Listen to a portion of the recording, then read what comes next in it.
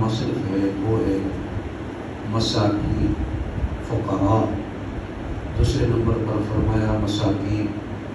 فقراء اور مساکین میں فرق یہ ہے، محققین نے لکھا ہے کہ فقیر اس کو کہتے ہیں کہ جس کے پاس ایک وقت کے لیے کچھ نہ کچھ کھانے کے لیے ہو،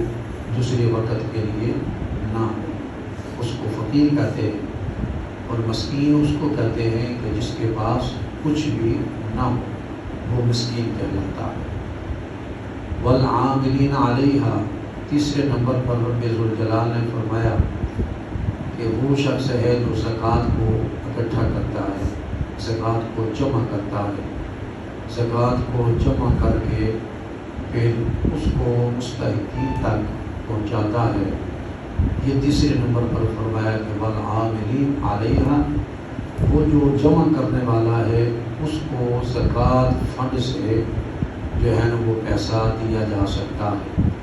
اگر وہ سید ہے، ہاشمی ہے، تو اس کو لینے کی اجازت جو ہے وہ نہیں ہے. یہ غیر سید کے لیے اور غیر ہاشمی کے لیے ہے. والمؤلفۃ قلوبہم، ان لوگوں کے دلوں کو جوڑنے کے لیے. یہ بات والمؤلفۃ قلوب والی جو بات ہے وہ حضور علیہ السلام کے زمانہ اقدس میں لوگ جب مسلمان ہوتے تھے وہ بے سر و سامانی کے عالم میں تھے، فقر کے عالم میں ہوتے تھے، تو شریعت نے، قرآن مجید نے فرمایا جو نو مسلم لوگ ہیں، اسلام جن لوگوں نے قبول کیا ان کے پاس اتنی مالی سکت نہیں ہے، تو ان کی مدد جو ہے زکوٰۃ فنڈ سے کی جائے تاکہ ان کے دل اسلام کی طرف جڑ جائیں، ان کے دل اسلام کی طرف مائل ہو جائیں. تو صحابہ کرام کے دور میں بالاجماع صحابہ میں والمؤلفۃ قلوبہم، اب وہ معاملہ نہیں رہا. اسلام نے غلبہ حاصل کر لیا ہے. اگرچہ اسلام کے غلبے کے وہ تقاضے ابھی پورے نہیں ہوئے، لیکن اسلام کا غلبہ ہے، اسلام پھیل چکا ہے. کوئی عمل کرے نہ کرے، کوئی اس کو اپنائے نہ اپنائے، اس کے مطابق چلے نہ چلے، یہ الگ بات ہے، لیکن اسلام کا پرچار ہو چکا ہے. والمؤلفۃ قلوبہم وفی الرقاب، فرمایا فی الرقاب، جو لوگ قیدی تھے، غلام تھے، ان غلاموں کو چھڑانے کے لیے ان کے پاس پیسے نہیں ہوتے تھے، روپیہ نہیں ہوتا تھا، مالک ان کو نہیں چھوڑتے تھے، تو پھر اس وقت یہ حکم ہوا کہ زکوٰۃ فنڈ سے پیسے دے کر اگر کوئی کسی کا غلام ہے، آزادی چاہتا ہے، اس سے جان چھڑانا چاہتا ہے، لیکن مالک کی ڈیمانڈ وہ پوری نہیں کر سکتا مالی طور پر، تو زکوٰۃ سے اس کو پیسے دے کر اس کو اس مالک سے آزاد کروایا جا سکتا ہے. یہ غلام کی بات ہے. اور آج کے دور میں اگر کوئی قیدی ہے، جیل میں بند ہے یا کسی اور مقام پر بند ہے، اس کو جرمانہ ہے، یہ کوئی ایسی صورتحال ہے اس کے پاس مال نہیں کہ وہ اپنے آپ کو آزاد کروا سکے، تو پھر اس کے لیے ہے کہ اس قیدی کو، بے گناہ قیدی کو چھڑانے کے لیے، آزاد کروانے کے لیے زکوٰۃ فنڈ سے اس کو مال دیا جا سکتا ہے. والغارمین وفی سبیل اللہ، غارمین کہتے ہیں قرض دار، جو جس نے کسی سے قرض لیا ہو، اب وہ قرض واپس کرنا چاہتا ہے، لیکن واپسی کے لیے اس کے پاس سرمایہ اور مال نہیں ہے. تو ایک انسان قرض دار ہے، مقروض ہے، تو اس مقروض کو قرضے سے نجات دینے کے لیے وہ کوشش کرتا ہے، مسائل جلیلہ اس کی ہیں، کاوشیں اس کی ہیں، لیکن وہ قرض ادا نہیں کر پاتا. اپنی آمدنی سے، اپنی کمائی سے، اپنی محنت سے، اپنی مشقت سے، تو وہ اس قرض دار کو قرض سے نجات دلانے کے لیے زکوٰۃ فنڈ سے اس کی مدد کی جا سکتی ہے. وفی سبیل اللہ، وہ لوگ ہیں جو بے سر و سامانی کے عالم میں راہ خدا میں جہاد کرنے والے ہیں. مجاہدین کی خدمت اسلحے کے لیے یا ان کے جہاد کی ضروریات کو پورا کرنے کے لیے زکوٰۃ فنڈ سے اس کو مال دیا جا سکتا ہے. وابن السبیل مسافر، ایک آدمی ہے صاحب مال صاحب نصاب ہے، وہ سفر میں نکلا ہے، تو سفر میں نکلا جب اس کے کوئی پیسے گم ہو گئے، کسی نے جیب کاٹ لی، کہیں اس کے ساتھ ایسا مسئلہ ہوا،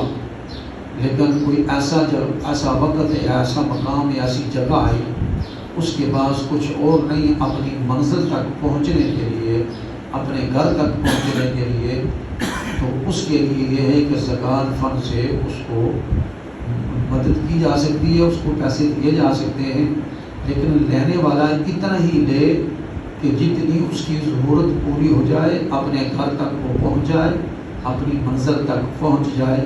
تو زکوٰۃ فنڈ سے اس کو دیا جا سکتا ہے۔ اللہ پاک نے فرمایا فریضۃ من اللہ، فرمایا یہ وہ حصے ہیں جو ہم نے تم پر فرض کیے ہیں صاحب مال صاحب نصاب لوگوں پر، کہ وہ ان لوگوں کو زکوٰۃ جو ہے وہ دے۔ تو زکوٰۃ جو ہے وہ مسجد کو نہیں لگتی، زکوٰۃ قبرستان کو نہیں لگتی، زکوٰۃ جو ہے وہ کسی کی تجہیز اور تکفین کفن دفن میں زکوٰۃ فنڈ سے اس کو زکوٰۃ نہیں لگتی۔ کوئی راستہ ہے، پلی بنوانی ہے، پل بنوانا ہے، کوئی راستہ ہے، تو کسی راستے کو کشادہ کرنے کے لیے، پکا کرنے کے لیے اگر کوئی کہے جناب زکوٰۃ فنڈ سے اس کو دیا جائے تو وہاں زکوٰۃ دینے والے کی زکوٰۃ نہیں لگے گی۔ اور قبرستان کی چاردیواری ہو یا کوئی ایسا معاملہ ہو کہ جس میں تملیک نہ پائی جاتی ہو، کسی کو مالک نہ بنایا جا سکتا ہو، وہاں زکوٰۃ خرچ کرنا جائز نہیں ہے۔ زکوٰۃ کی ادائیگی کی بنیادی شرائط میں سے شریعت محمدیہ صلی اللہ علیہ وسلم میں زکوٰۃ کے لیے ایک شرط یہ ہے کہ کسی کو مالک بنانا ہے۔ کسی کو کیا کرنا ہے؟ مالک بنانا ہے، یہ پیسے ہیں، یہ چیز ہے، تم اس کے مالک ہو، یہ زکوٰۃ فنڈ سے ہے، اب جہاں تم چاہو خرچ کرو، تمہاری مرضی۔ اگر وہ وصول کرنے کے بعد پھر کسی کو ہدیہ کر دیتا ہے، تحفہ دے دیتا ہے، کسی کو دے دیتا ہے، وہ اپنا حق دے رہا ہے، تو وہ آدمی کسی کو دے سکتا ہے۔ اسی طریقے سے کوئی آدمی کھانا پکا لے زکوٰۃ فنڈ سے، زکوٰۃ کے پیسے سے کھانا تیار کرے اور کھانا تیار کر کے لوگوں کو، مخلوق خدا کو، ضرورت مندوں کو کھلا دے، اور وہ یہ کہے کہ جناب یہ زکوٰۃ کے پیسے سے ہے، تو اس کی زکوٰۃ نہیں لگے گی، کیونکہ وہ تو اس کو کھانا کھلا رہا ہے، کھانے کا مالک تو نہیں بنا رہا۔ تو زکوٰۃ کے اندر کسی کو مالک بنانا یہ ضروری ہوتا ہے، یہ لازمی ہوتا ہے۔ جب تک مالک نہیں بنائیں گے اس وقت تک زکوٰۃ ادا نہیں ہوگی۔ مالک بنانے کے لیے یہ بھی ہے، ایک آدمی صاحب مال صاحب نصاب ہے، وہ کسی کو وکیل بنا دیتا ہے، تم وکیل ہو میرے کہ تم زکوٰۃ جو ہے وہ دے دو،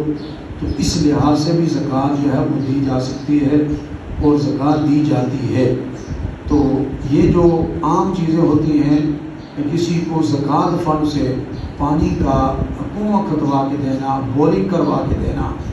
جو ہے وہ یہ زکوٰۃ فنڈ سے، کیوں اس میں تبلیغ نہیں پائی جاتی۔ ہاں اگر کوئی ضرورت مند ہے، سمجھتے ہیں کہ اس کے پاس یہ چیز نہیں، سب سے پہلے اس کو کہیں کہ یہ زکوٰۃ کا پیسہ ہے، زکوٰۃ فنڈ سے ہے، تم اس کے مالک ہو، تو تم جہاں چاہو اپنی ضرورت کے لیے اس کو خرچ کر سکتے ہو۔ تو اس کو مالک بنا کر پھر وہ آگے یہ کام کرے تو پھر جو ہے وہ زکوٰۃ ادا بھی ہو جائے گی اور اس کی ضرورت بھی جو ہے وہ پوری ہو جائے گی۔